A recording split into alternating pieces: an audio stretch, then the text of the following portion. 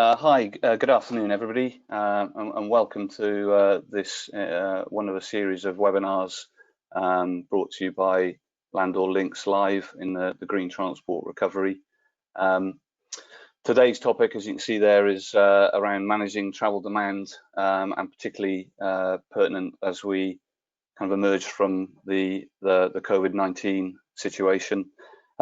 My name's John Foley. I have a company called In the Round. I've worked kind of exclusively over the last 10 years in managing travel demand, TDM, for major kind of disruptions, notably major international sports events such as Football World Cups, Olympics, but more about that in a second.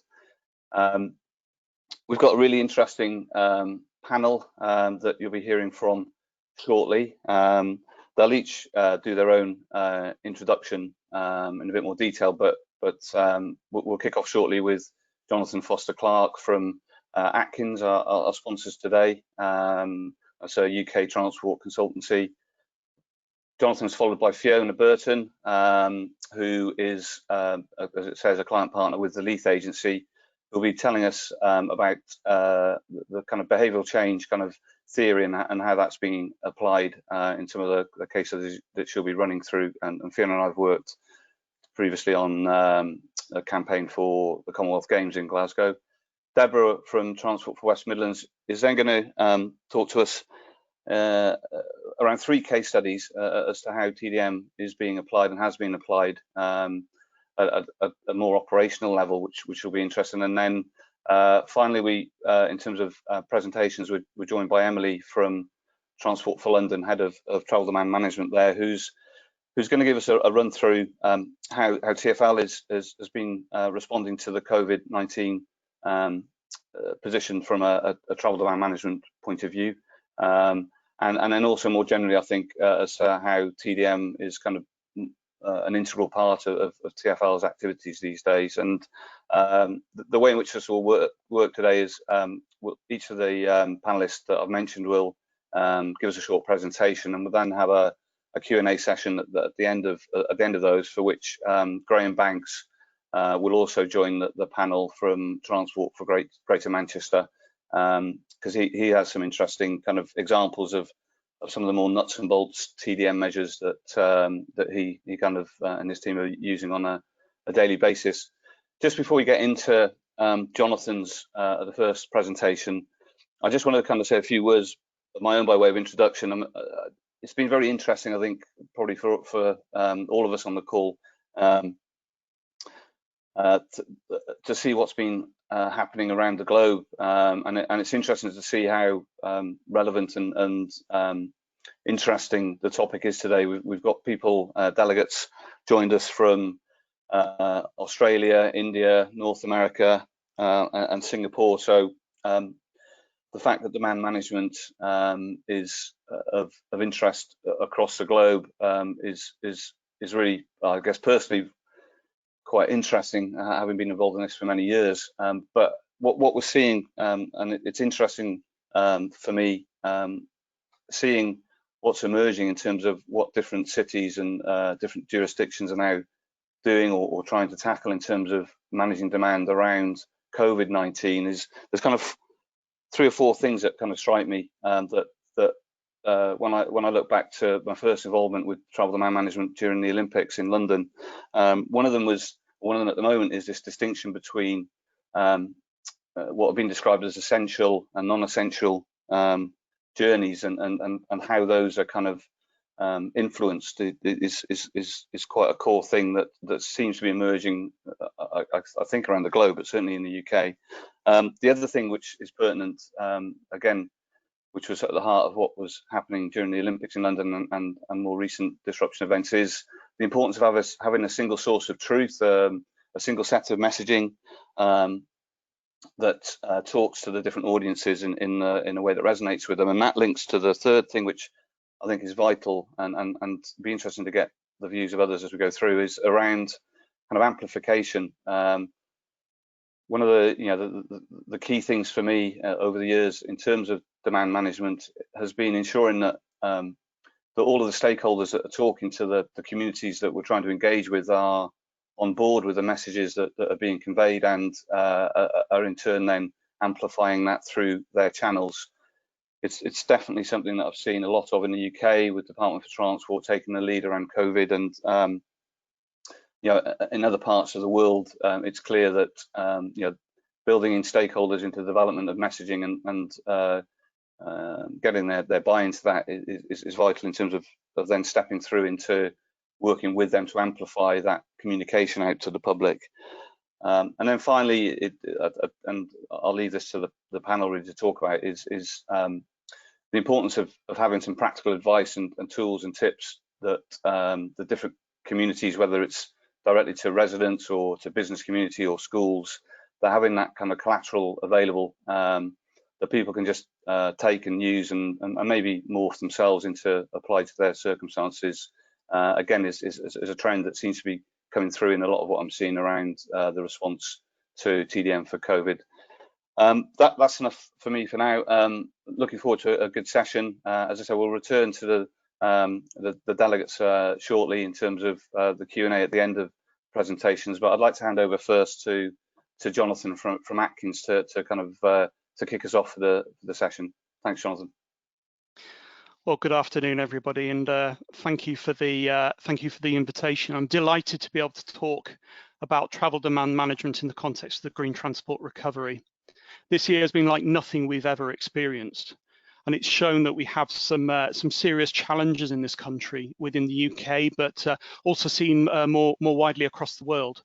But TDM needs to be a central part of the solution to the response with the green transport recovery. Could I have the next slide, please? First, we need to be honest and step back and be honest with ourselves. The entire way that our society was structured within the UK wasn't working. Transport carbon emissions are still rising, and we must take radical action if we're to hit our obligations for net zero. This is a very salient topic currently in the UK, but I'm sure that many of our colleagues across the world will also be starting to see this soon. And within the UK, we have some of the highest inequality in the Western world. The map here shows the areas that are steaming ahead and falling behind in national growth. But what's really needed to level up Britain? What does it mean for transport in terms of helping people to access the opportunity? And then the virus struck, and it impacted worst on our most vulnerable, and it was exacerbated by dirty air and obesogenic layouts of our cities. Most people don't want to return to the past. We need to play our part in reimagining society, helping people to connect with opportunity, repurposing places, and achieving rapid decarbonisation. Rethinking travel is going to be at the heart of this, and importantly, TDM must be at the heart of rethinking travel. Next slide, please. So the lockdown to control the virus can now be seen as the world's biggest TDM experiment. It wasn't introduced on sustainability grounds, it was introduced to save people's lives. We can look at this through the lens of the 4 Rs: retime, reroute, remode, reduce, and trips were reduced radically. The messaging worked. People did stay at home and lives were saved. It conclusively proved that travel is a derived demand. Most of the population worked from home or were placed on furlough. Schools closed and bank holiday trips to the seaside were cancelled. And it caused a huge acceleration in some of our bigger megatrends: working from home, video conferencing, and online retail. But it also slammed the brakes on some of the other trends, most dramatically our desire for foreign travel. Next slide, please. And what rich data it provided from Google and a wide range of mobility providers. And this chart shows DFT data to show changes in road traffic, public transport, and cycling from the pre-lockdown baseline. The first message is the steep drop in vehicle traffic and public transport demand during the lockdown. But then look at the huge increases in cycling, although these were very peaky, much of this being at weekends. Since then, road traffic has crept back as people have eased back to shops and now holidays. And I question, has the opportunity to do something very bold now been lost? But public transport demand remains very low as people follow the message to avoid if possible. And there are going to be some big challenges for public transport, both managing social distancing and in regaining people's trust. Next slide, please. And the wider changes in the economy are going to have major impacts on travel demand as we look ahead. We've seen huge changes in working patterns, people not commuting, but in spending more time with family. What does this mean for how we connect with our co-workers? Not everyone can work from home. ONS data shows that 70% of people in professional occupations had worked from home, but only 5% of factory workers. So there are big variations between sectors and between different parts of the country. It's also accelerated prior trends in retail with a large shift online during lockdown and damage to high streets. Think of John Lewis and closure of its flagship. We have big challenges of hospitality and the arts and in repurposing our town centres for a broader range of uses, including new forms of employment, homes and mixed uses. And most importantly for us, forecasting travel demands is going to become more complex. We can't rely on past trends. These changes are already impacting on why we travel, where, when and how. These will be shaped by government messaging, future business practices, and our own lifestyle choices. Next slide, please. But importantly, behaviour change doesn't happen in isolation. It's shaped by wider social attitudes and the transport system itself. More people chose to walk and cycle because streets were quieter and it was an opportunity to reconnect with local amenities. This has been a golden opportunity to be tactical urbanists. We now need to hardwire these benefits for the long term. The emergency travel measures are a very good thing, but we need to think beyond the immediate. How do we evolve from plastic cones to quality placemaking? This here is a graphic that Atkins and Sustrans produced to show how you can create great public spaces over the next 2 years. Are we ready to challenge our streetscape colleagues to take the next steps? Once we make such visible changes, we have powerful tools to influence people's travel behaviour. Next slide, please. We need to be realistic about the challenges facing public transport right now. We need to reset and restore trust in bus and rail services. We've been working with West Midlands Rail Executive on its Safer Stations programme to ensure that there are strong protocols for the safe movement of people in stations and trains in the region. These will be critical in preparing for the safe return of people to our city centres. We've also been working with TfGM in providing travel training to communities in Greater Manchester to give them confidence in making sustainable choices. But regaining trust will be crucial. The ability to safely travel is now a key factor underpinning travel choices. This will be particularly important in managing peak demand. Tolerance of crowding is going to be much lower in the future. Next slide, please. There are going to be major challenges in managing peaks in travel demand while capacity is still limited. Great lessons were learned from London 2012. London was able to cope with the influx of visitors because we were able to encourage commuters to change their travel behaviours, to encourage people to reduce travel, to change mode, to travel outside the peak hours and change their routes to avoid hotspots. And we can apply these lessons more broadly, both in responding to the new normal and helping to prepare for new events, which will be so important for our national recovery. Take Coventry City of Culture 2021, which will be community-led and is expected to bring a lasting legacy for the city. We've been working on the TDM strategy to manage the impacts of people coming to the city next year. This has included identification of TDM hotspots and venue travel plans. And importantly, it'll include smoothing of arrival and departures at the major venues. This will be managed through directing people to things like fringe events and the local food and drink offer. And importantly, it'll also increase visitor spend in the local economy.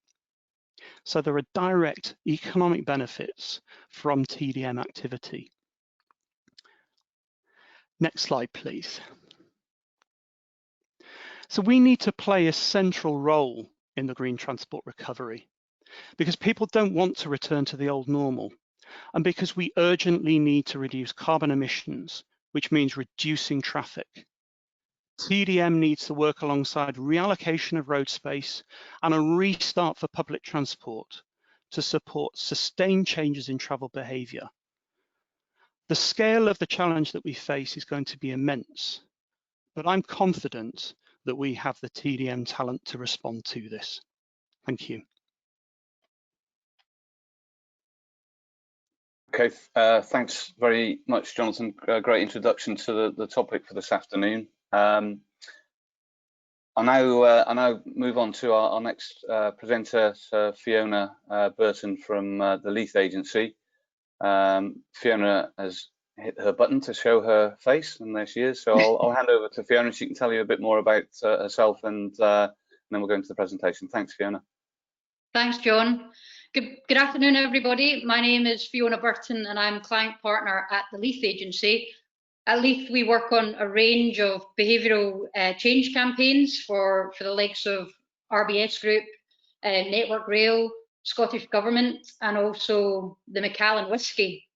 And across all of our work, there's one certainty. Next slide, please. And the next. People and their decisions are predictably irrational. Next slide, please. So if you imagine for a moment that you have a long hallway, and I ask you to select one of these tables, which table would you choose? So when we run this test, usually most participants would select the table on the left. It looks long, it looks like the right shape for the room. But what happens when we look at the next slide and we do this? Both tables are actually the exact same size. Our brains don't always work in the way that we want them to, or indeed expect them to. We're influenced by the context and the environment around us. Next slide, please. So at Leith, we often use behavioural economics to help us frame and influence consumer behaviour on all of our clients' work. Next slide, please. So there are many heuristics, but at Leith we tend to I guess default to these 10 which we think are most relevant for marketing. But for time today, I'll focus on 3: loss aversion, social proof, and the Pratfall effect. And with each, I'll touch on what are the implications for TDM. Next slide, please. So loss aversion. People feel loss a lot more intensely than they feel gain. And we see this frequently through all the work that we do with Scottish Government, through all the research and the campaign work. But to show you an example, if we move on to the next slide, and the next one, thank you. When the UK government asks people to sign up to the organ donation register, they'll get a much higher response by using the statement on the left than they will on the right. The statement on the left stating 3 people die every day because there are not enough organs. Next slide, please. And it's a similar case with the DVLA when they spell out what you stand to lose. So when chasing people to pay car tax, when they actually show a picture of the vehicle that you might stand to lose, they get a much higher response because it's such a stark visualization of what they can lose. Next slide, please. So the results are 48.8% conversion versus a 40.4%. Quite remarkable, really, for just such a small change. Next slide, please. So what does this all mean for us in TDM? Well, as behaviours change in the light of COVID, we need to think about how we're framing travel solutions. So instead of thinking, what have travellers got to gain? We could think about what have travellers got to lose, and how can we influence and change their behaviour? So perhaps it's money, perhaps it's time, or maybe it's something even more emotional. In a post-COVID world, we should be leveraging loss aversion to lock in sort of more sustainable travel demand behaviours. Next slide, please. So next we have social proof. Social proof is where the actions of others, where people adopt the actions of others in attempt to sort of correct their own actions for any given situation. If we go on to the next slide. So if the world of TDM, we're trying to avoid situations like this, how can social proof help us? Well, in 2014, as John said at the top of our call, we worked with in the round on Commonwealth Games in Glasgow, and also we worked with them on UEFA Champions League in Wales. And in both these projects, we had to leverage social proof to change behaviour. So, next slide, please. In the example of Glasgow, as a Glaswegian, when you put your home city under the spotlight for all the world to see, you want to make sure that people can move safely and securely throughout the city and get to where they need to be. Like many of you on the call, we executed a really single-minded strategy with a comms plan and a really complex messaging matrix. But I think really, if we're looking for those kind of 1% gains, it was the addition of the social norming that really kind of helped us nudge behaviour in the right direction. So as an example, if we stated 75% of spectators have planned their journey to the games, have you? We would see an immediate uplift of traffic to the journey planner page. And why do techniques like this work? Because all of us care disproportionately about what others do. Next slide, please. Okay, the Pratfall effect. Next slide, please. Which of these cookies would you rather eat? So when we run this study, usually, most participants would choose the cookie on the left. It's rugged, it's not perfect, but that's the one they want. And the Pratfall effect suggests that imperfections can sometimes make people and products even more attractive. Next slide, please. So in the brand world, where we're often working, here are just a few brands that do that so well. Guinness, it takes ages to pour a pint, but they turn it into a positive and have done for, gosh, since our inception practically. Good things come to those who wait. Polo, you don't even get a whole mint. It's got a hole in the middle, but it's the mint with the hole. So these brands have done this exceptionally well. So what does this mean for us? And it's interesting because Jonathan was just talking about this earlier.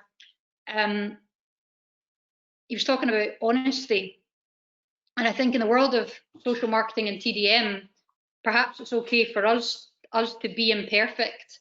So instead of, as we can often do, painting a picture that everything's going to be all right, or painting a dream, we can actually just be really honest and straightforward in our comms and manage expectations that way. And Obama was fantastic at this. He led with realism, and I think coming out of COVID, the people in the UK and people throughout the world are going to be really asking for a lot more honesty and transparency from brands and businesses and government. So in a post-COVID world, I think communication is going to have to be a lot more straightforward and transparent. Next slide, please. So COVID is a disruptor, and it's changed travel behaviours. In the short term, yes, we've seen more cars on the road, but we've also seen more bikes and more walking. So to harness the legacy, we need to consistently and constantly reinforce the good behaviour. If people and their decisions are predictably rational, or irrational, should I say, we can use heuristics to positively influence their behaviour so that they make the choices that we want them to make. Thank you. Right. Thank you, Fiona. There's a great quote I'm going to throw back at us all there about us all caring disproportionately about what others do. Fantastic. Yeah. Okay, thanks, Fiona. Thank you. We've got to say goodbye to you for now. And I'm going to introduce Deborah from Transport for West Midlands. She can say a little bit more about herself, but really interested to hear about certainly 3 case studies I think that you're going to talk to, Deborah. So the floor is yours. Thank you, John. And how do you follow a cookie? It's a difficult thing to do. But I'm the head of demand management at Transport for West Midlands, or sometimes you hear it as TFWM. And I've been there for 2 years, really mobilising and honing our travel demand management approach. And I was trying to think of something which really encapsulated the scale of the challenge and the complexity of it in travel demand management world at the moment. And I came up with this slide, which is the West Midlands Network landing page today. And you can see on here changing government guidance, which feels like it's changing daily or at least weekly. You can see the implementation of short-term funding packages like the Emergency Active Travel Fund. You can see the disruption that the West Midlands Network is going through with new works happening every day, for example, Park Street closure, and major roadworks in events as well. So that, I think, really encapsulates the scale of the problem for our customers in navigating all of that. And what we need to do as professionals is cut through all of that complexity and provide really practical support and help to our customers out there, whether they be our residents, our businesses, or our visitors. So for my next slide, John highlighted that I'd be going through 3 practical examples, and each of these could be whole presentations in their own right. So please do raise your questions or contact me afterwards if you want to know a little bit more about any of them. What I'll start off with is what I would call our TDM business as usual. And on my next slide, you can see the scale of that change going on. And here we have a map, not of the existing West Midlands transport network, but of the new.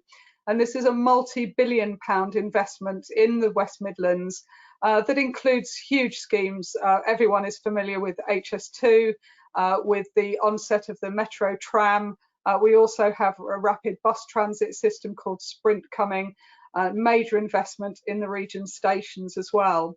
And all of that brings the inevitable disruption where it's off-track investment on the highway with a lot of change going on with road closures, different traffic management techniques and so on. So we have to really help keep people moving across that whole network. So on my next slide, I wanted to really highlight our communications and engagement strategy because that is so important for us. And we got that in place very early on in our new TDM approach. And one of the things I really wanted to highlight was this opportunity to work in partnership with key stakeholders. And we find that our approach for TDM works best when we're collaborating directly with our local authority, usually in the locality where construction disruption is happening, but also with the scheme partner. And in places, for example, like Perry Bar in Birmingham, going through huge change in advance of the Commonwealth Games, we've got multiple scheme partners to engage with, all of them wanting to communicate directly with the customer and to engage with stakeholders. So it's so important to come together and have joint plans, joint letters with co-badging, and make sure people get one version of the truth on what's happening in their local area. So then on my next slide, what I'm trying to do here is show you a practical example, which was really our first chance to bring all of our TDM elements together. This was at 5 Ways Underpass in Birmingham in June last year, where we had pretty much the world and his wife lined up to criticise and slam all of the activities going on around the underpass. And on the day, we had very, very little disruption. Buses were not held up, traffic could get where it needed to go to, and all of our messaging came together in one place, and we were able to test our whole toolkit. And that included the visually consistent messaging using what we call our disruption yellow and purple branding, Also our practical face-to-face engagement with businesses, especially along Broad Street, where there were a lot of leisure and tourism businesses. And also our communications approach, as you can see, mobilising every scrap of space, whether it's digital billboards or bus stops, and also to to really use our communication strategy and put it into practice with our partners.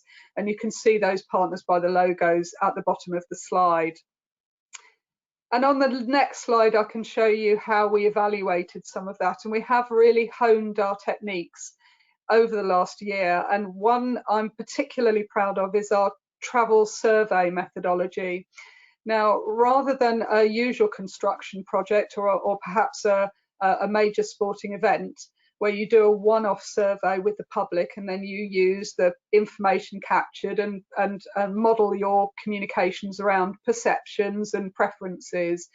What we've decided to do is work with our customers all the way through these construction projects, some of which are going on for 1 or 2 years.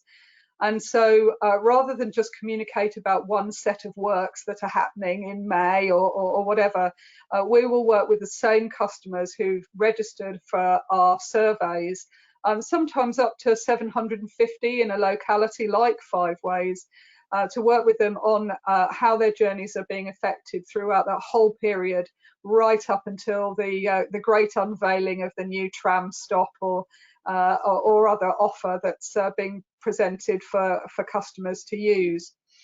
And also looking at those real fundamentals of monitoring and evaluation, so things like engagement to the message on communications, but also measuring the shift in travel mode to walking and rail in this instance to really prove that our investment is worth it. And this example was a package of mitigation measures, very much more your standard mitigation measures in the local physical environment, and also the TDM and communications together with that to complement it. So for my next slide, I wanted to move on to the next example, and this is where we are showing leadership in the region for activating walking and cycling measures. And some of you will already know that the Department for Transport awarded the West Midlands £3.85 million for our active travel measures being implemented right now, right across the West Midlands. And I feel that where government felt that we were particularly ambitious and so rewarded us with money to deliver our plans was because we had a huge range of supporting measures ready to go. And that is thanks to our partners like Love to Ride and Mode Shift, and also to our cycling and walking partners, and they're too numerous to mention, so I won't mention one over the other, but over coming weeks our customers will be able to benefit from a great range of supporting measures. And that's all complemented by a roll and stroll campaign and a summer of walking and cycling. Then I want to move on to other forms of managing demand, and this is more of a data and intelligence-led example. And this is our next challenge, really, to help the schools restart in September. Not only that, but our colleges as well. And in the West Midlands, we have some 1,300 or so schools and colleges that we need to help. And clearly that's going to be impossible to do at scale on a one-to-one basis. So in the immediate term, we're mapping all the data and intelligence we have to form a sense of hotspots on the network. So that is combining where there are existing public transport capacity issues, and we're collecting that data on a daily basis with our operators, overlaying that with the number of pupils in schools, the number of businesses and their employees in local areas, and identifying those hotspots where there's already a problem and so it will be exacerbated in September. And then we can overlay on top of that our intelligence that schools are providing to us, direct from head teachers who've had a letter from Transport for West Midlands, to surveys, for example, issued by Sustrans to all schools, and also from the local education authorities, and my sustainable travel colleagues in the local authorities who are capturing intelligence to feed into this bigger picture. And by really honing in on a sort of pen portrait of a micro locality, we can then provide bespoke TDM messaging and a basket of interventions of whatever is at our disposal. And of course, thanks to the investment through the Emergency Active Travel Fund, we do have things like cycle racks for businesses. We do have travel planning support that we'll be deploying from August onwards. So that all of these things really need to come together now in a package for our customers. So I think I'm coming to the end of my presentation. So I'd really like to go back to what I said at the start, which is that we've got such a complex picture of government guidance changing almost daily. We have short-term funding measures being implemented. We have regional and we have local priorities and projects. So what we need to do as TDM professionals is cut through that complexity for our customers and make sure that they have the help and support that they need, whether they be our residents, our businesses, or our visitors. Thank you.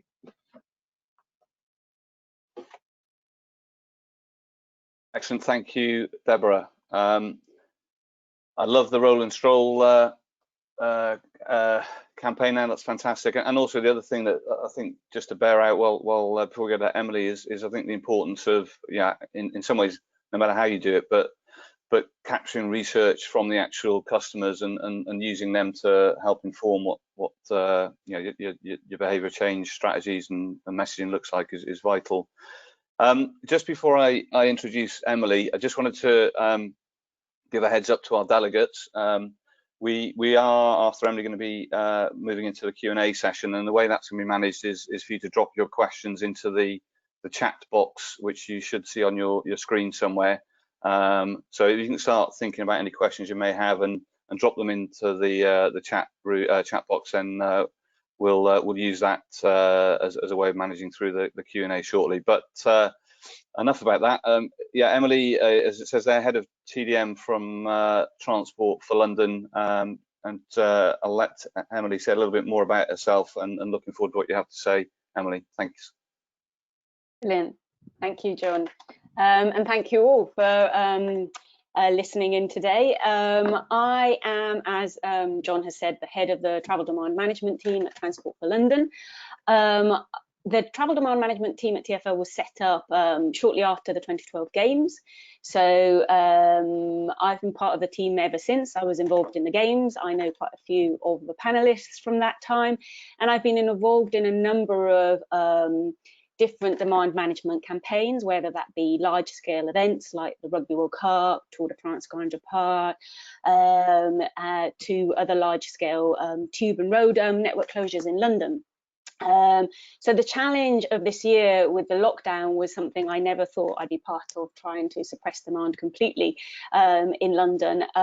So I wouldn't like to assume that you all know about Transport for London, so I always like to just make sure I check in and tell you that we are the Integrated Transport Authority of London, and we run the day-to-day operations of the capital for all the public transport network and manage London's main roads. That's quite useful that we have the whole integrated picture, and it makes our job as a transport authority easier to a certain point, because we can work for the whole of London. So I always like to set the scene like that. So what I'm going to tell you a little bit more about today, as per the introductions, was what lockdown meant to us at Transport for London and how we manage that. So if we move on to the next slide, thank you, ahead of me. So as we all know, lockdown has caused a dramatic reduction in travel demand. Our challenge during this time, and it continues to be, has been to manage our network safely, in line with all of the latest advice and government guidance that has been provided around travel and social distancing. So you'll see here set out in the slides what this meant. The last figures I checked was that there was an 80% reduction in entries and exits on the tube network. The rail was down by 78%, buses down by 60%, road kilometres down by 30%. What we also saw, as we've all mentioned already, is that people started walking and cycling more often. We've thrown in operational solutions as part of this, and I think that's really, really important to consider as part of TDM, is not just the influencing and the marketing and the campaigns, is that our operational colleagues have a lot to help us with, and I'll quickly cover that at the end of the deck. But for example, we've introduced street space, which changes to allocate more space for people to walk and cycle more, with less traffic and cleaner air, which has also been talked about and is really important to us in London. What we also saw is that with less office workers using our network, the morning peak became earlier. The busiest 15 minutes on the tube network right now is 7 o'clock in the morning rather than 8:30, which we would have seen when people are heading into offices. So that was really interesting. And I think maintaining social distancing continues to be challenging, especially during the peak times in specific areas of the network, particularly interchanges where we've got less space. So if we move on to the next slide. The 4 R's. So Jonathan already kind of gave you a little glimpse to the 4 R's. This is something that we've used in the past. We used it a lot during the games, and it's kind of a foundation of the TDM we use at Transport for London.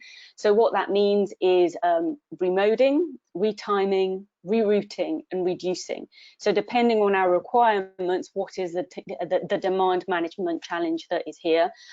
So it's remoting, encouraging walking or cycling. So how can we, how could we get people off the tube network? Retiming, really, really key, really important to us right now. How do we shift people? How do we spread demand onto the quieter times on our network? We have a lot of capacity, but everybody is traveling at the same time. So there's a lot of work around staggering times of how people can travel.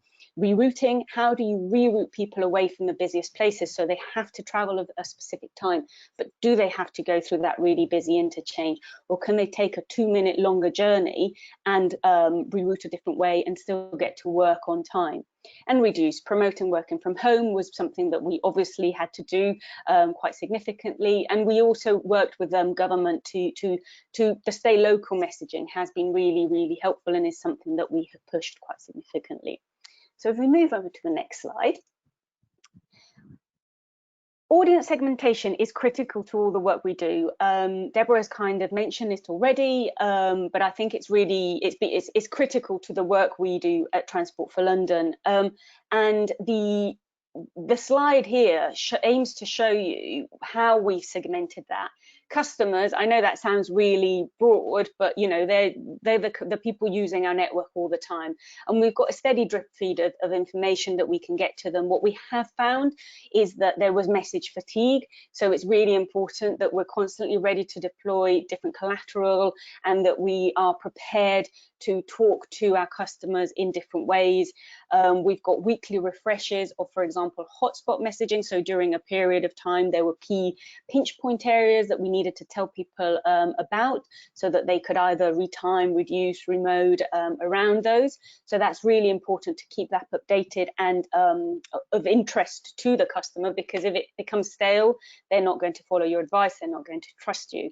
More importantly, and I think something that really came to fruition during this time was the fact that we really needed to speak to sectors, and we've had to do a lot of work at Transport for London to make sure that we can talk to people properly within sectors, because we've got great channels based on data and information that we have on our network to talk to everybody based on their travel patterns.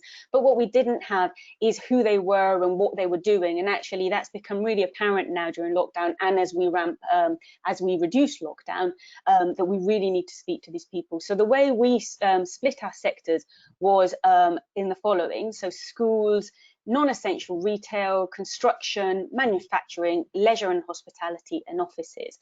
So anybody that hadn't already been traveling, we broke down like this. We've been doing lots of surveys with them. We've been getting hold of their contact. We've been developing headline sector messaging, so working with the construction industry, for example, finding out where the construction sites were, how they're getting to work, is there any other way we can do it, and doing a lot of kind of one-to-one conversations conversations with key people that were using our network that we needed to have a conversation with, whether it be about staggering their start time so that not everybody was commuting at that 7 o'clock in the morning pinch point time, and just that ongoing engagement. And as of today, the circles try to show you where we're at with that engagement with people on all of that. So if we move over to the next slide, please. We've got a broad toolkit of messaging and materials. At Transport for London, we're extremely lucky. We have teams that are very used to and accustomed to doing all of this. So we were able to work on having adverts, travel off peak to make more space. We had the travel another way, so walking and cycling, go off peak. We've got posters at stations. We've got a myriad of different things, and that's not just for customers, but it's also for the different sectors. So we've been doing school-specific posters, and we've been sending them into the schools as part of our engagement with them, for them to put them up so that parents can see them, teachers can see them as well. Radio adverts have become extremely useful because obviously that's a really good way of catching a very big audience. And we've also developed a tool that has a graph that shows you the quieter times on our network and the busiest times, that helps us kind of with that aim of spreading demand. So if we move over to the next slide, 24/7 command structures. This is really important, especially in a situation like a crisis or lockdown. We are very much embedded, and I say we are in the communications directorate, the travel demand management team, but it's really vital that we're all aware that TDM is done across a transport organisation. It's not just done in the communications department. It's not just done operationally. So I like to think of my colleagues in operations as an extension of my team, and I like to think of us as their extension of their own team. So this idea of a 24/7 response, because we're a 24/7 operational business, is really important. So we work at speed. No notice information. We were embedded with the operational team so that we could draft that single source of truth that has come up a few times with John and Deborah, to make sure that we're giving the customer what they need to know so that it can be data led and they can act on what we give them quickly. Because I know that some of the marketing lead times and some comms lead times are very long terms. So it's important that we have that ability and that we keep it updated. And then finally, if we move on to the next slide, I just wanted to quickly touch on operational travel demand management solutions. So what I mean by that is alluding to this idea that it's not just communications, it's not just sectoral engagement, it's much more than that. There is bigger operational things that our colleagues, what everybody could be doing, and we can really be working together. I've thrown in a few, and I've already realized that bullet point 2 is wrong, incidentally. What I meant by that was middle door boarding, not front door boarding, because front door boarding happens all the time. But what we did do during COVID was just do middle door boarding, and that was not an operational requirement for demand management, but that was an operational requirement for the safety of our bus drivers. But that's the sort of different things that can happen that can slightly change what your demand management plans might have been. So timetable changes, for example, if our colleagues on the tube are able to shift the timetable by a few minutes, that could help with crowding, for example. Increasing capacity on buses is something that we will probably have to consider in London for the schools return. So, we know the vast majority of school children use the bus, but we also know a lot of them can walk and cycle. Some of them might not be able to walk and cycle. So actually, do we need certain routes to have extra buses to make sure that essential workers can also travel at the same time as them? Local operational measures, so important. Demand management always happens at a local level as well. So, how you manage a station, how you manage trains and on buses, really, really important. Temporary ticket changes, that's something that's happening. So how can we do that? How does it help? And again, street space, as I mentioned right at the beginning of me talking, is this idea that how can you change the infrastructure to allow more space for people to walk and cycle, which is what we're currently doing in London. So in a nutshell, we've had many challenges. These challenges are gradually changing. as we move forward. They're becoming different challenges to the ones we had. So really what's next for us is to work on rethinking travel, as Jonathan mentioned right at the beginning. We need to consider our city's demographics. We need to listen to the insights and the data that we get from our customers. And we need to balance everything out so that we can now focus on restoring trust on our public transport network, build momentum on getting people to cycle and walk more and out of their cars, and get our city and country moving again. And that's it from me. Great, thanks very much, Emily. I'm just going to invite all of our panelists, and including Graham Banks from Greater Manchester, to show their faces. Got a number of questions that have started to come in through the chat box, but now, if you're being shy about asking a question, delegates, now's your time to drop those into the chat box. Just to forewarn the panelists, I do have a question for each of you, at least one, so stand by.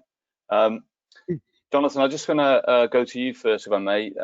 You use a very good phrase, which is something around kind of moving from traffic cones to, I guess, normal streetscape. Just interested in your perspective on how TDM methods could help stop emergency active travel measures being removed due to perhaps potentially misguided public pressure or political pressure. Thanks, John. And we're already seeing that, aren't we, in terms of, certainly in my area in Bristol, some of the emergency active travel schemes have already been removed because of big challenges with congestion. So I think actually making sure that they're they're well evidenced in terms of they're solving a clear problem, but also obviously use of data throughout to actually to establish if there is a problem. If there is a problem with these schemes, it needs to be well evidenced. So it can't just be hearsay. We actually need to be drawing on data, and I think that's one of the key clear messages that we've learned from this process is the power of data to really inform your decision making, whereas previously a lot of it was hearsay and ad hoc. Now there's really no excuse for not having the data to support your decision making. But more broadly, in terms of TDM, I think coming back to what our fellow panelists have said in terms of what Fiona said in terms of loss aversion. If we actually remove these schemes and the benefits that they're bringing, what will that actually do to our local towns and key routes? So, for example, there's a local high street down the road from me, and you can see how it is actually changing people's behaviours in terms of enabling people to interact safely, queuing for shops, and just generally a degree of civilization of our streets, and actually enabling people to interact in a much more pleasant way. And actually, all the panic about where people are going to park, guess what? Traffic has disappeared. So there hasn't been chaos in terms of parking and so on. So yeah, use of data, actually, and really bringing through the the loss aversion concept, and yeah, in terms of the whole social proofing, actually demonstrating that this is what people want, rather than the minority, the particularly vocal stakeholders that tend to be particularly influential here, them getting their say, actually demonstrating that this is what the public actually want. We've got clear evidence, from for example, our Office of National Statistics, that people don't want to go back to the old normal. So we need to make that connection between the old normal, the old normal way of life and the way that things were done in transport. And we need to demonstrate that the essentially what we're looking to achieve through these types of measure are actually going to contribute to helping to make better towns and cities. Thanks, Jonathan. Fiona, I'll just come to you, if I may. Yes. One of the things that I guess our industry has been doing over the last few years in TDM or transport planning terms is trying to affect changes in behaviour. what I'm wondering right now is whether we need to change our vernacular to one of about embedding new behaviours, because arguably COVID has resulted in new behaviours being learned. And I'm just interested in what your view is from a, I guess, from a behavioural theory side of things, in terms of what that might mean for kind of tactics and messaging. Yeah, no, absolutely. I totally agree that we have to, coming out of COVID, focus on embedding all of the new behaviours and positive behaviours that have been learned. But to do that, we really need to do a few things. The first thing is reinforce the good behaviour.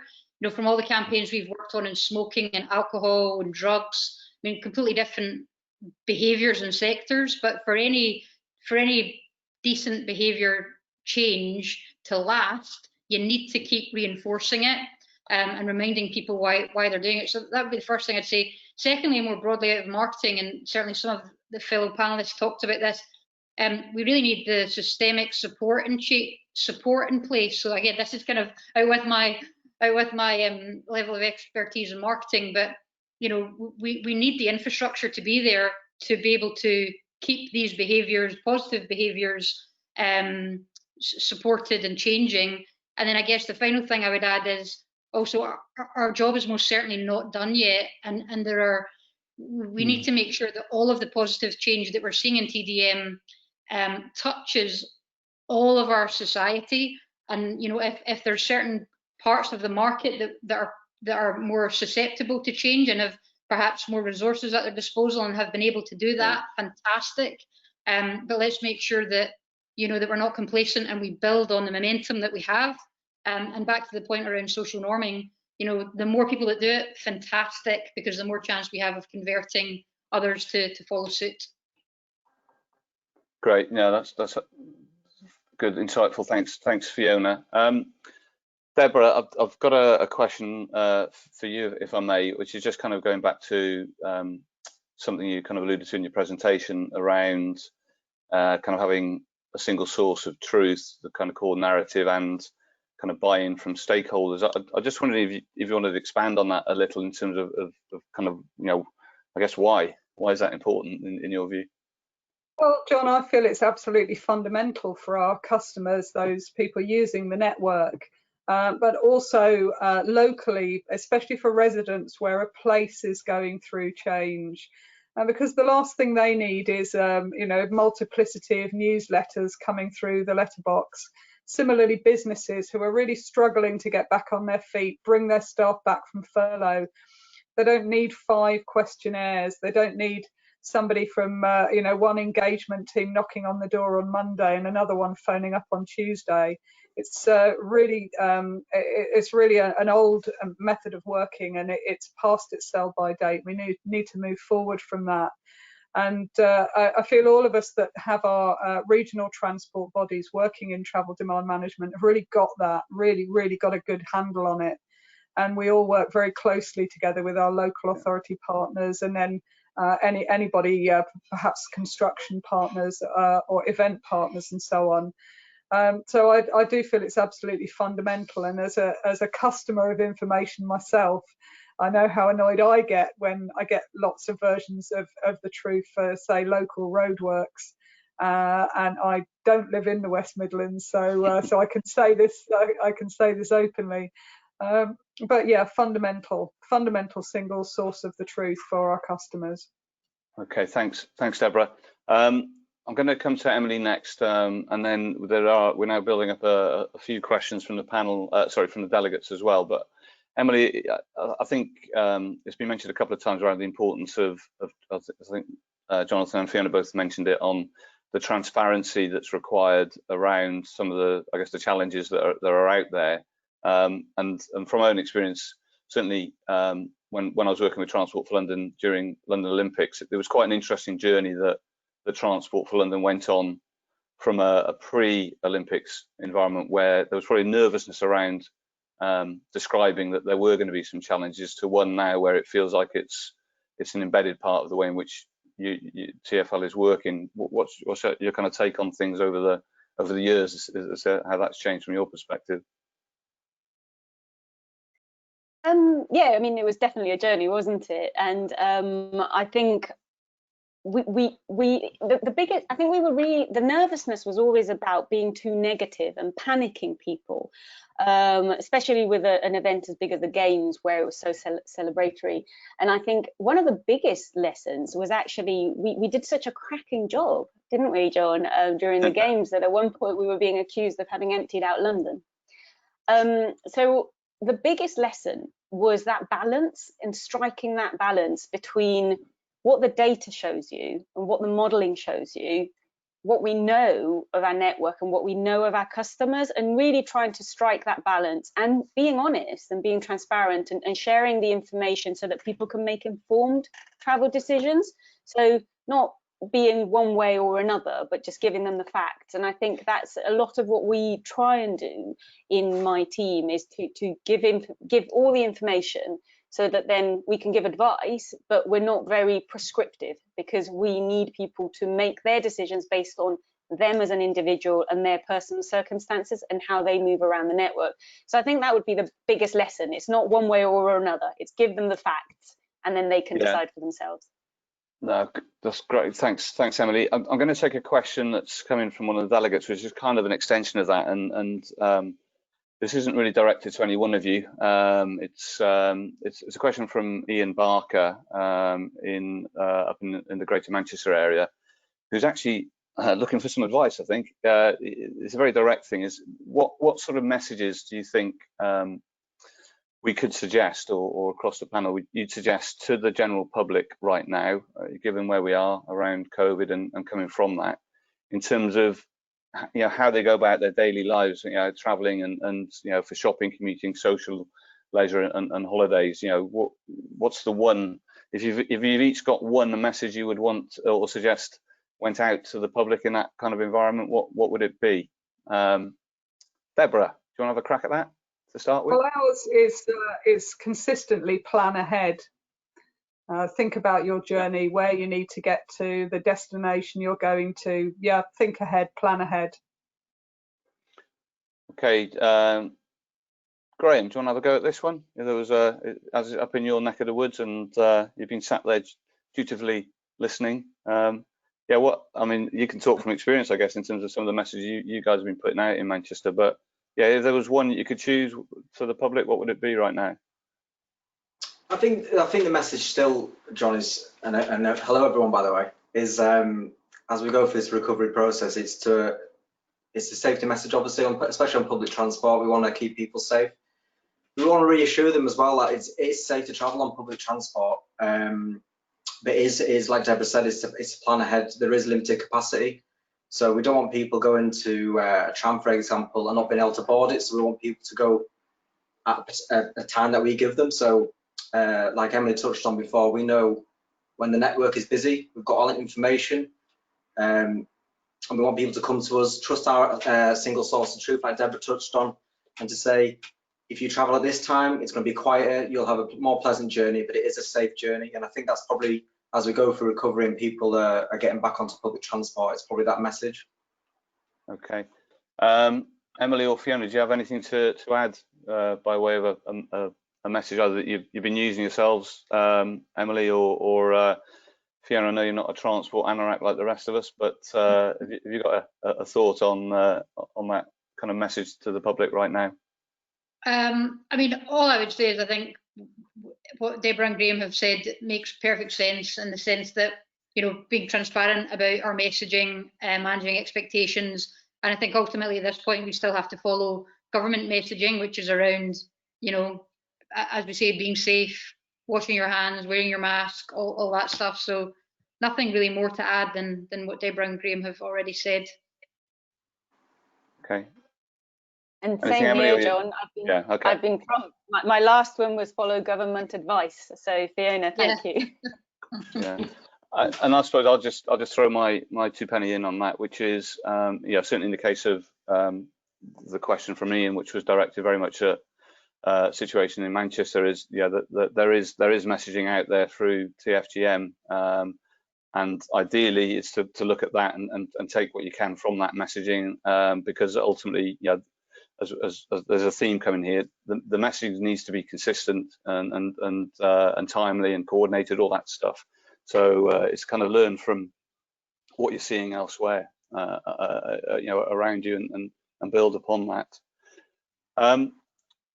Graham, I'm going to come back to you actually, if I may, partly because I think some of the stuff that you guys have been doing recently is pretty cool, and it's a bit different. And I don't know if you want to share it or not, but I've been really, it's fascinating just seeing how the little things I think can make a difference from a messaging point of view, and particularly around what you've done with some of your roadside variable message shining. Just want to give you a chance to kind of describe that a bit more to us, where that came from, and kind of what how it's going down. Yeah, sure. Yeah, Mark, I think there's a slide there we can maybe put on just to show some of the messaging examples we've been doing over the last couple of years. The messaging really started probably about 2 years ago. We realised that TFGen didn't really have a voice as much as we wanted it to be able to speak to the road users and our customers. So we started a campaign of really engaging messaging using topical subjects, namely the football. Obviously, Manchester is a big footballing city, and it really grew organically. It was started off not really with any strategy in place. It was, I'll be honest, it was more of a kind of a joke angle to start with, but then it soon became apparent that we could really reach people with these messages. There we go. There's some of them there. And we could really start tailoring what we wanted people to do through this engagement. And like I say, it just took off organically, and it became well, it is still it's our biggest social media output. If someone once we put a message on one of these signs and someone takes a picture of it, it just tends to go viral, which then gets shared by celebrities and all these other kind of media people. So it's spreading that message, and whatever we want to get out there, whether it's a clean air campaign or making people get to the tram or disruption from a big event, it really just spread that message, and it's been absolutely vital for us in such a busy period. I think we're similar to West Midlands in terms of the growth of the network and all these different roadwork schemes and buildings going up left, right and centre. It's been such a challenge with and capacity ultimately reducing on the highway network. We've had some really positive data back from these messages, not in terms of site visits to our travel demand page, but in terms of behaviour change on the network itself. It's at the start of the year we were seeing 15 to 20% behaviour change on some event nights, which is massive. Yeah. So it started off, like I say, as a bit of a joke, but now it's become quite a serious job, and it's I think that the key thing with this is it's fun and it's engaging. It's customers now know that we're actually caring for them on their journeys. We're not a faceless organisation anymore. People see us as someone that they can trust. And long may it continue, because it's a quick win. You don't have to get designed to do a new poster. You can do this within 10 minutes of something happening, or in my case, plan it for maybe a week or two in my head and then be brave enough to go with it. Thanks, Graham. I mean, clearly it's quite a delicate balance, particularly at the moment, in terms of I guess just generally not on variable message shining, but in terms of the messaging, having some humour, but obviously we're within quite a serious world at the moment in terms of the context. But I think the point you made is absolutely right. That not having a face and being seen and trusted, and that's going to be what cuts through and resonates with the audience, I suspect. I think just on that, John, sorry, it was just a quick point. Was you're exactly right, and what I was very keen to do during lockdown was to keep that communication open. But obviously the government advice is very serious advice, and I really wanted to keep a human touch with our customers, to say we're still here, and in 3 months' time we'll still be here as well. So it was really capturing. I mean, we did things with I think it's Sir Tom now, isn't it? It was a captain, now it's Sir Tom. We did stuff with him because people resonate with that. It was such a high profile thing, and I'm hoping, touch wood, that people will still listen to me and my team come September. Sure they will. Yeah. Thanks, Graham. I just got. I'm going to flick to a question from John Dale, one of the delegates. John Dale's one of the delegates here. I think we're all kind of. I won't say sick of hearing it, but there's certainly a lot of people don't want to go back to how it was. You know, the rhetoric is, you know, the old norm wasn't great. Let's go the new norm. The question is about, does any of the panel, are anybody aware of any kind of factual evidence or research that kind of backs up those sort of assertions? I guess I'm you know, sad to say I'm certainly not aware of anything personally, because it's just rhetoric. But anybody around the room, as it were, got any insights on that side of things? And if not, maybe somebody on the delegate panel who does research might want to think about doing it. I think what's interesting, John, is how organisations are responding and kind of pushing the time scale for the return to the workplace back and back and back. I'm experiencing that, you know, in my own organisation, and I think all of the panellists have their own experiences, and in fact all of the 160 or 70 or so people out there are thinking, well, my organisation is doing something different again. But for those who have a large number of employees who can work from home, and we do have demographic information on that in our data sets and in our visualization, so we can see, for example, where there's a cluster of more people by demographic who can work from home on a permanent basis. You can then predict how you might lock in that behaviour. And as somebody who is part of the economic recovery, I think you then have to balance that tension with wanting to get the economy back up and running, because frankly, if we all worked from home, you know, going forward, you know, that would be one thing to lock in. However, there's a lot of small businesses out there in our town and city centres that really need our help and our footfall right now. So, so I think the answer to your question is that there's a lot of demographic data out there. I don't know if anybody's doing any research, but we're certainly keenly aware of you know, how we balance that the information coming into us in order to inform our messaging and activities. Yeah, I'll just I'll ask the point again. I mean, it's basically, if we, thanks Deborah for that. So there's an assumption or statements going around often now that says people don't want to go back to how things were in either in terms of they want to be working at home or they like that kind of the work-life balance. But the question from John Dales was more around, is anybody aware of actual factual evidence that backs up that assertion? It does occur to me, John, that I know the AA, they did some research, I think 20,000 members a few weeks ago now, that was asking them around, you know, kind of what were their new behaviours, what are they likely to do post-COVID. So certainly, I'm aware that the AA did do some research a while back, but you know, right in the early stages, I guess, of this. But yeah, I don't know if anybody else is aware of any evidence to add to that. Hi, yeah, there are numerous different agencies and people doing lots of different research. In fact, I think there's a story in the Standard just today saying that 2/3 of office workers don't expect to be back until gone Christmas. We at TfL have been running our own, we run our own research, we've done our own surveys, and a lot of what we're hearing as well, it is similarly to what Deborah was saying as well. You know, there's a mixed bag. And there's a balance to be struck as well between getting our economy and the cities back up and running.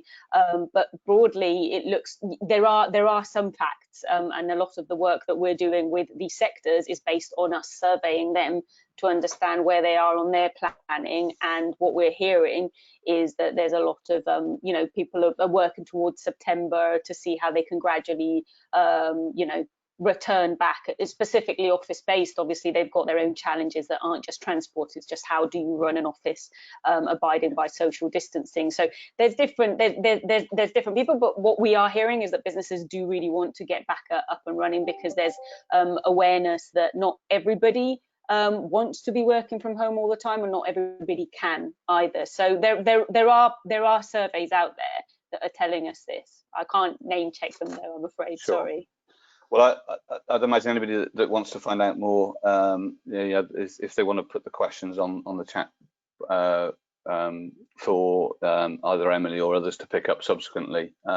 We are, in theory, kind of just out of approaching the end of our time slot here.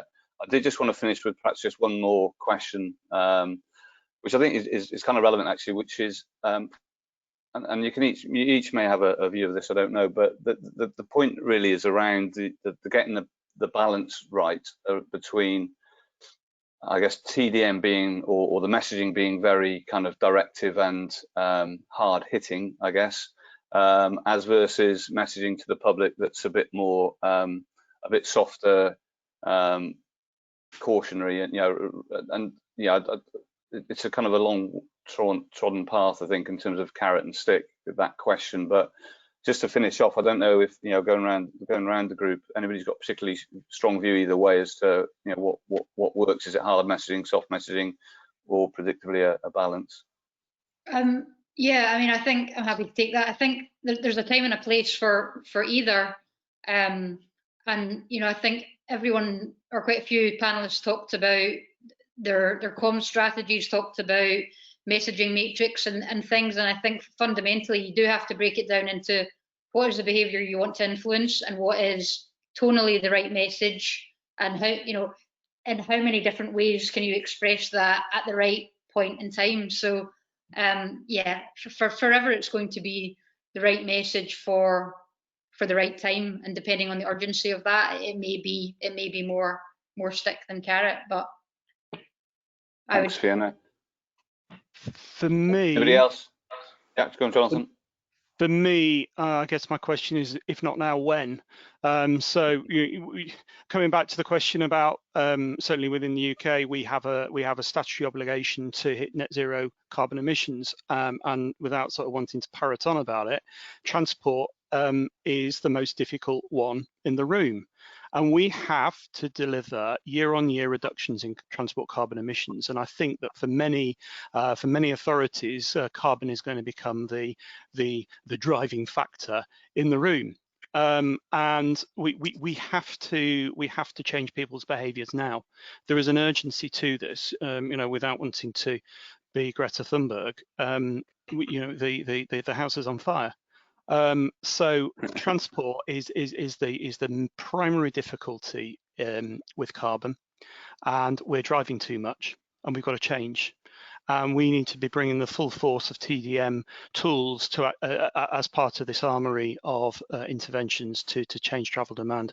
And my question is, well, we've just been through a pivot point in our society. What do we want our future country to look like? Are we going to go back to essentially sprawl and hypermobility, or are we going to start thinking more about how we travel? So for me, there has to be an intelligent combination of carrots and sticks, and I think we have to start considering better managing travel demand, including potentially harder sticks, including pricing tools. But yeah, okay. Let's look to that kind of challenge. I like the challenge, Jonathan. Anybody want to add further on this kind of strength of message or carrot versus stick? Well, I think I'd like to just reinforce what Fiona said and pick the message for the right time. And so, if it's a disruption message, I'd be telling people to plan ahead to keep moving. And if it's about a big summer of cycling and walking, I'd tell them to roll and stroll. Graham, you're going to add something, I think. Yeah, I think it was just touching on that. Actually, it was one of our pop-up cycle lanes has taken up half the A56 in Manchester Chester Road. There was a lot of negative publicity from road users, and there was congestion, obviously. But one of the things that we did, we pushed it to a positive to try and say cyclists only 15-minute journey from here to the city centre. But one of the other things that we did was we thanked the cyclists for then taking a seat off the bus or trams for people that might need it most. So it was like a thank you, cyclists. You're going to have a nice quick ride to the city, but you're also helping people that need to get to work, the NHS people and all these kind of people. So you know me, I'm always go probably for the softer messaging. Yeah. But I do toe the line sometimes. Emily, John, do you want to?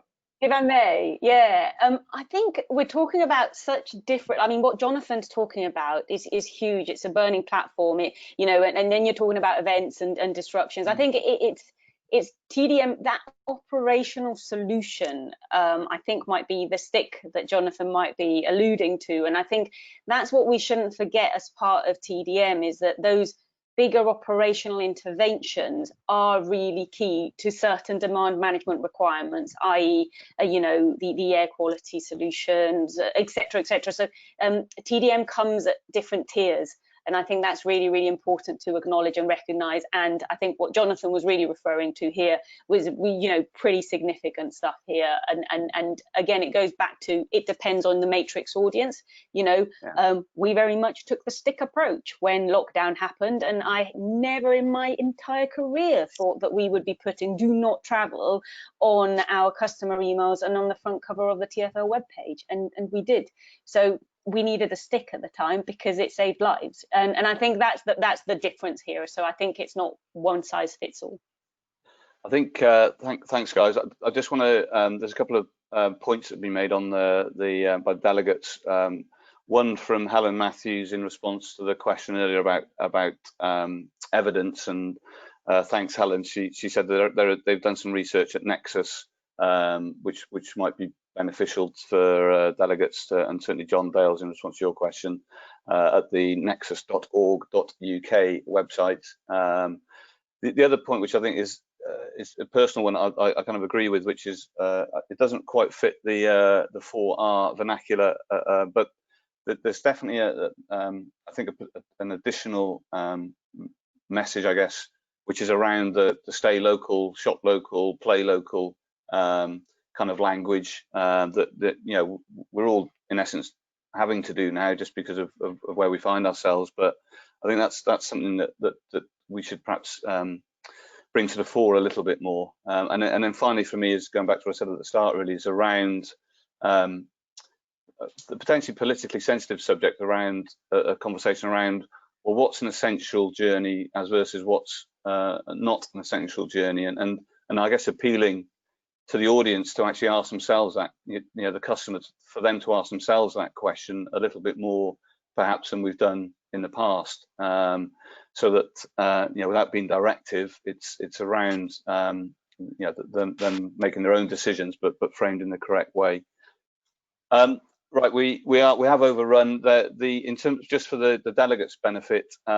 We will be capturing all of the questions that have been asked through the chat box, and they'll be sent through to the panelists to respond to those that are directed at them. The panelists kindly offered that service kind of before we started this call. I just want to, well, firstly thank the delegates themselves for joining us, as I said, from all over the world, which is great. Hopefully you found it useful, and importantly, you know, thank everybody on the panel for joining us. I found it really interesting. It's great to get you know, quite a range of different perspectives on things. And I shouldn't wrap up now without forgetting to thank Atkins as our sponsors and Landor Links for organising today. I'm going to finish with that, and yeah, thanks everybody, and enjoy the rest of your afternoon. Goodbye. Thank you. Bye. Thank you. Bye. Thanks, John. Bye, everyone. Bye.